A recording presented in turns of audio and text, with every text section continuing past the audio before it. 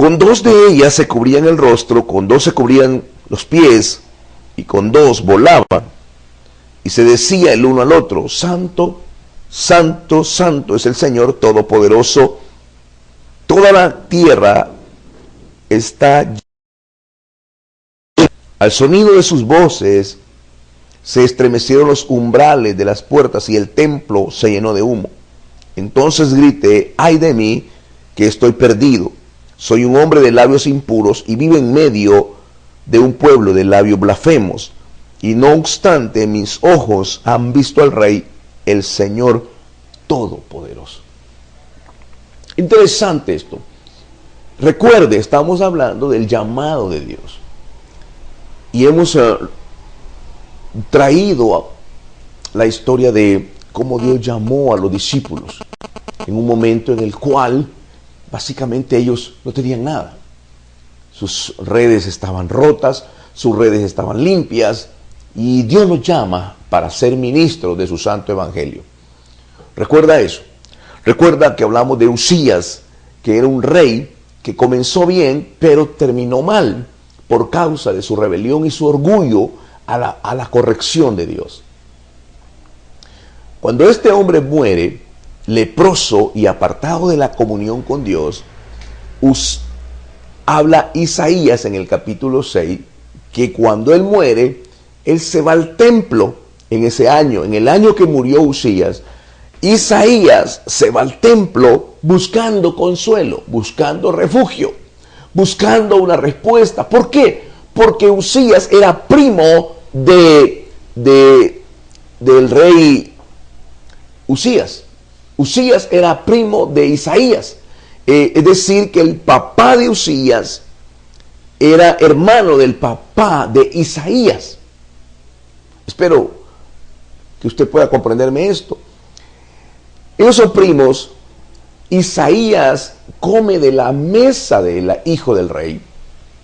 Isaías es un aristócrata llamado por Dios en un tiempo donde crece, porque Usías tenía 16 años cuando comenzó el ministerio, y Usías es contemporáneo de Usías. Isaías y Usías conocen su vida de forma tal que no era ignorado por Isaías lo que hacía su primo el rey Usías. Él sabía lo que estaba haciendo. Él sabía que empezó a llenarse de orgullo.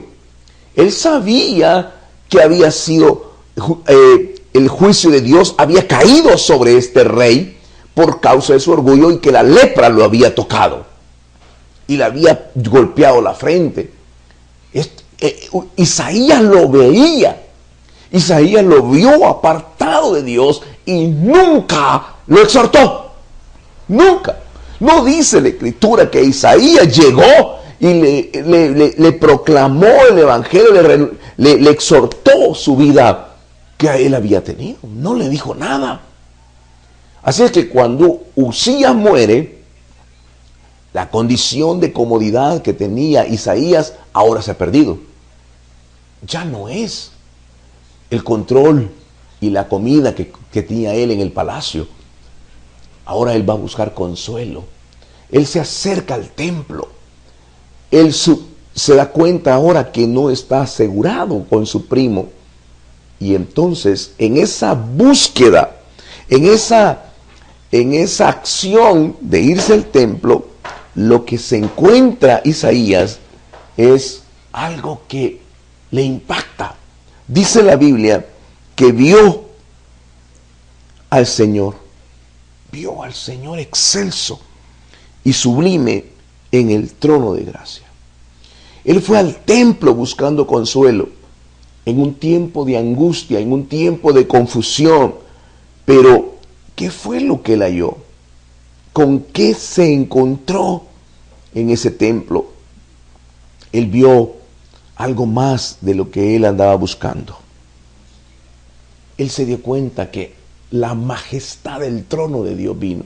La luz, la gloria de Dios se reveló ahí.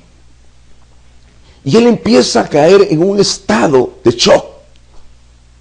Él empieza a ver esa majestad. Por años nunca lo había visto. Y así hay muchos ministros que hablan de Cristo, que hablan de Dios, pero no lo conocen. Nunca han tenido una experiencia, una revelación genuina de lo sobrenatural. Conocen las Escrituras, tienen una doctrina muy buena, pero nunca han tenido una experiencia real con el Cristo de la gloria. Nunca. Nunca han visto su tiniebla. Ellos son muy buenos para señalar el pecado en otros, pero nunca han visto una revelación genuina en su vida. Jamás. Usted lo va a reconocer porque no tienen compasión. Usted lo va a reconocer por su orgullo. Usted lo va a reconocer por la falta de humildad, por la sencillez, la falta de sencillez en su alma. Porque a pesar de su conocimiento, ellos se enorgullecen de lo que saben en vez de tener un corazón humilde y quebrantado.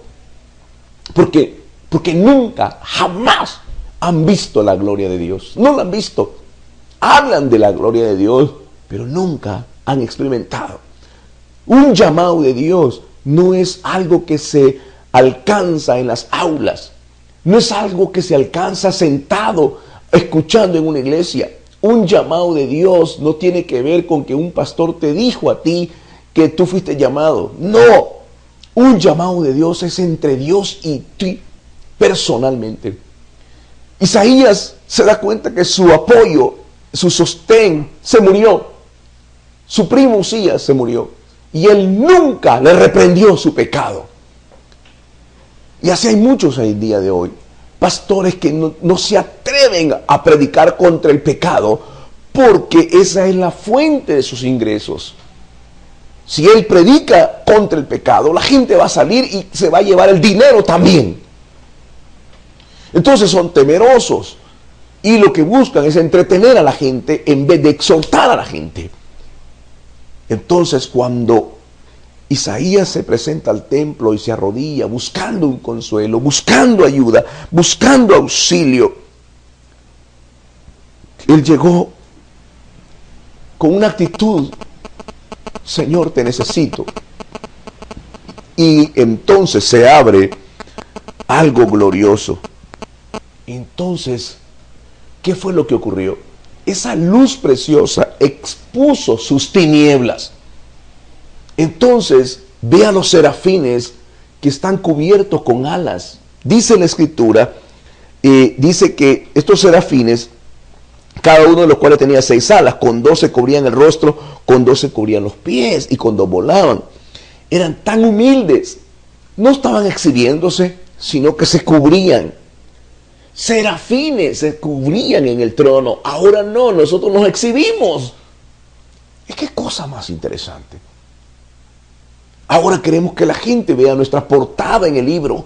Queremos que vea nuestra portada en el disco. Queremos que vea nuestra portada en el anuncio de la iglesia.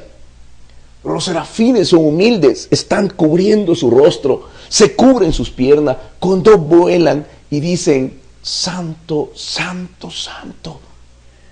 No están hablando de sí mismos, están hablando del que es Dios Todopoderoso, de uno de los atributos majestuosos de Dios, de la santidad. Entonces, escuche aquí, Isaías dice en ese momento: muerto soy, estoy perdido. ¿Cuándo iba a reconocer un ministro eso? Nunca lo reconocen. Estoy muerto porque soy un hombre de labios inmundos. Porque habiendo tenido una verdad, nunca dije la verdad a mi primo Usías. Nunca puse la palabra, tuve temor. Siempre que la palabra quemaba mi boca, yo no podía decirla porque tenía temor a la gente. Les tenía temor y a causa de eso, yo ahora estoy en medio de una situación. Muerto soy. Él se dio cuenta que estaba perdido en su ser. Hermano, ¿cuántos padres de familia ven a sus hijos hacer cosas indebidas y no tienen el valor de reprenderlos, de exhortarlos? Entonces, cuando esa luz viene, seguramente pensó: viene la lepra sobre mí. Pero él se arrepintió y dijo, perdóname, muerto soy, porque soy un hombre de labios inmundos. Soy un hombre de labios inmundos y habito también en medio de un pueblo de labios inmundos. Y no obstante, mis ojos han visto al Rey, el Señor Todopoderoso. Miren, hermanos, escúchenme con atención. Este hombre vio por primera vez la santidad de Dios. Entendió por el Espíritu quién era Dios y quién era Él. Estaba frente a un Dios santo. Aquí su instituto bíblico, su conocimiento, toda su altivez de su doctrina estaba ahora postrado totalmente. Su pecado estaba ahí. Solo vio toda su miseria. Muerto soy. Entonces, este hombre se arrastraba, gimiendo por su vileza, su miseria, todo su ser. Yo casi me lo puedo imaginar. Veo a Isaías, al aristócrata Isaías, al maestro Isaías, al profeta Isaías. Lo veo temblando, como un conejo temblando. Está frente a la majestad de Dios. Aquí no hay nadie a su lado, está solo frente a Dios. Y mientras él ve esa majestad y mira su miseria, mira su condición, él busca quizá dónde refugiarse. Él quiere huir. Él quisiera que clamaba a la tierra para que lo tragase. Él quisiera que el techo de ese templo cayera y lo cubriera. Cualquier cosa que lo librara de esa santa mirada de Dios. Veía su propia miseria. Él veía su condición como aquel pescador que cayó a los pies de Jesús y le dijo, apártate de mí porque soy un hombre pecador. Ese es el principio de un llamado. Cuando tú ves tu miseria, cuando la luz es expuesta y te das cuenta que por dentro eres un hombre miserable, pecador. Eres un hombre corrupto de tu iniquidad por dentro. Y que la gente tiene una opinión por fuera, pero por dentro estás como una llaga podrida. Esa es la realidad de un llamado. Cuando te das cuenta que ninguna cosa en la que te has apoyado te puede sostener. Cuando la santa mirada de Dios va sobre tus ojos y mira tu corazón y miras cuánta tiniebla y cuánta mugre y suciedad hay dentro de tu corazón. Entonces solo quieres morir.